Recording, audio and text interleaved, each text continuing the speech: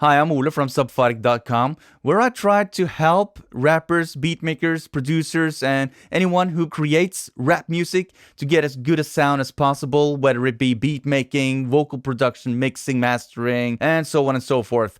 And this video is a part 2 where I show you how I process the already layered drum sounds, how I program them, how I nudge them to make them feel better, like more swing or shuffle, to make them more real sounding, and finally how I add some or insert some variations to the drum pattern.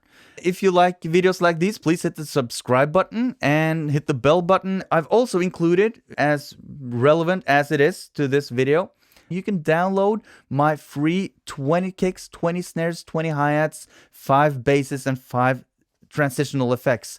Just go to the description below. Now, I'll just dive into Logic Pro and show you how I run things. Let's go. Okay, so here we are. We have the whole session from last time, and let's just listen.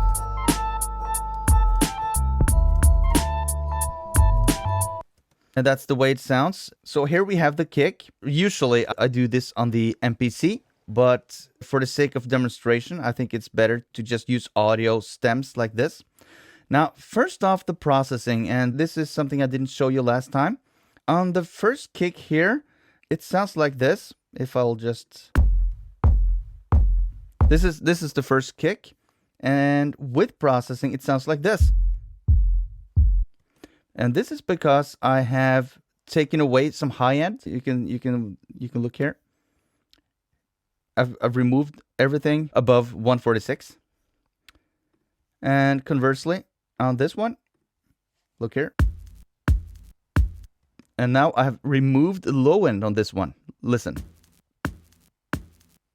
You can see. So that's the kick. Now the snare.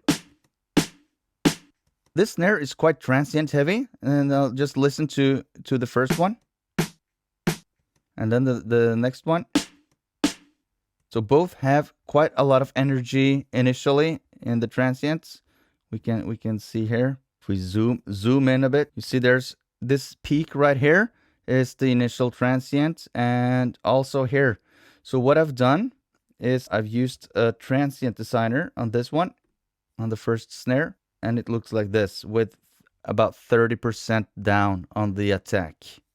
Listen. And without, you see the difference? I can also show you the difference on the waveform by just bouncing it like so. You see the difference? It's a lot louder here than it is there. So this harmonizes better with this waveform, you see? So this is more of the body and this is more of the transient. Now let's just undo that and listen to them together again. Nice. And then the hi-hat, solo it out. Here I have taken away some top end. And let's just listen without. And with. Without. And with. That's it for the processing of the individual hits. Now take note of that I have not used yet a compressor, and this will come later in the chain. Now listen, step 2 is to program the drums. So I could have done this by using the pads or using the keyboard. I could have used a sequencer, a step sequencer, or I could manually put them inside a sequencer, or as I've done here, purely audio. And the advantage of using just audio is that it doesn't take any processing power almost at all, whilst a plugin will start consuming processing power. And when you're making music, if you can avoid it, use audio. It's more flexible in many ways. You can drag them and shape them as you want, except it's harder to make pitch adjustments, and there's other benefits of using a software sampler, for example, but that's a discussion for another time. The important thing here is how you lay down the drum track. Now listen to this.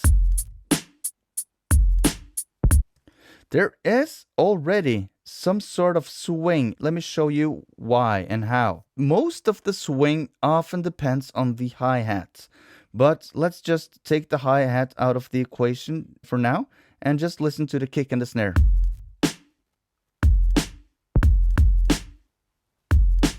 The first thing you noticed was that I have put in a ghost note right here on the kick.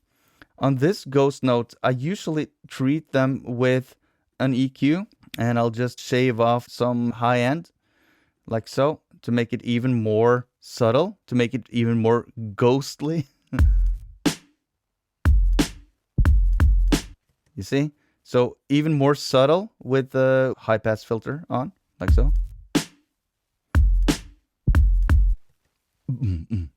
Nice. Look at the kick. Here's the timeline.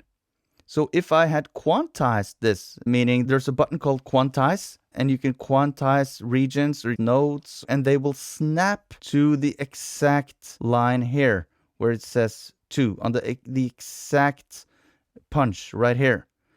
But I haven't done that. By instinct, I always drag them a bit further to the right or to the left. In this case, to the right. Now the kick also starts quite on the beat. And the following snare, let's see how tight it is, or not tight, how not tight it is. After the initial stroke right here, there's a gap. And this is how groove happens. And it's all about experimentation. And it's quite subtle when it's just kick and snare. But when you add hi-hat, it becomes even more obvious. Okay, what I usually do with the hi-hat, and this is a quite straightforward hi-hat loop, I'll drag every second hi-hat a bit further like this. Now listen up. And I'll do the same with this. Drag it just a bit. The next one, just for context, a bit like this. Next one is this, just a couple of notches like so. And this one makes it a bit more loose. Okay, let's just listen in to this. A bit subtle, but if we compare to what I had, and after, we can do it even more extreme. Okay, this is extreme.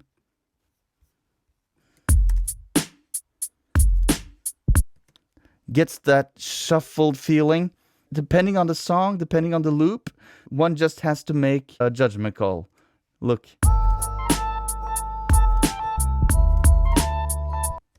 It's messy when it's extreme shuffling. More of a swing type.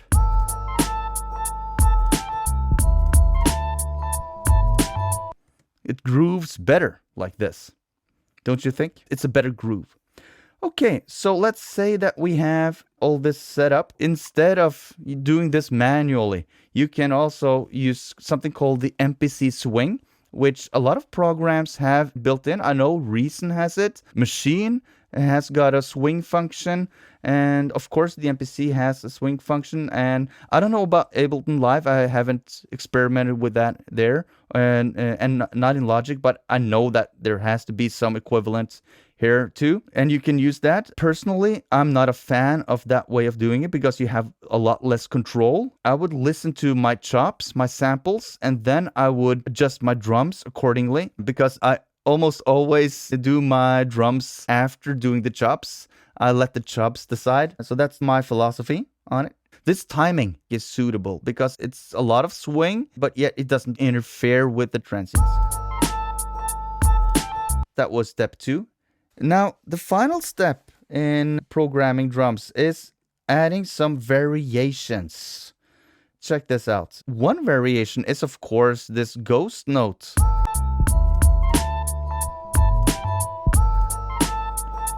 But other than that, there's nothing else happening. Let's see if we have here we have a 4-bar loop. Now let's listen to the last loop. a principle I use often when I make music is that every 4 or 8th bar has to have some type of variation. There has to happen something new every 4 or 8th bar. For example, a change in the chops, in the samples, maybe another layer, maybe a synth or a pad or a stab or a hit that comes in, maybe a saxophone that goes wah, wah, wah, wah, like, or something like that. But to build up to that change, something could happen to the drums. And here are a couple of examples.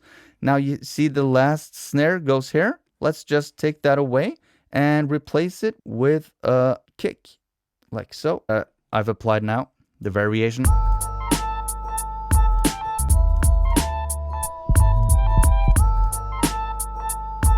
You heard that?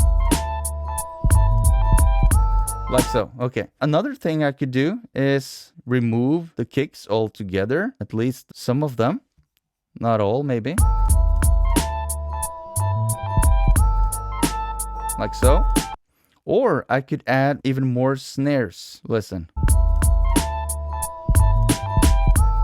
How about this? Or just remove this, the last one. Nice. Yeah.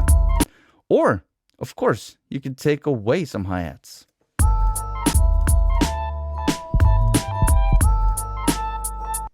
There are a million options. You could reverse the snare, you could reverse the kick, you could add reverse crash. That's a typical way of doing it. There are many ways. Imagination is the limit. That's it. I have a question for you. If you're a beat maker, that is, and I guess you're a beat maker since you're still watching. How do you go about programming your drums? Do you use audio clips like I did here? Do you use pad controller? Or do you use the computer either with the keypad or just punching in the notes? Let me know in the comments. And remember to download my free beat pack, which is linked in the description. And I think that's it. And I'll catch you in the next one. Peace!